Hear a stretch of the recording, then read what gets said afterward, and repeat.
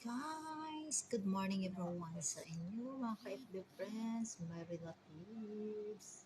Sana po magustuhan niyo po itong i-share ko na video sa inyo. Ito po ay nagprepare po ako ng orange, and then after that, ito po ay alam ko na mabisang gamot para sa ubot sipon natin. Kaya ito po guys, baka makatulong po sa inyo sa nagkakaroon ng sakit na ubot sipon, kaya ng bulsa, kaya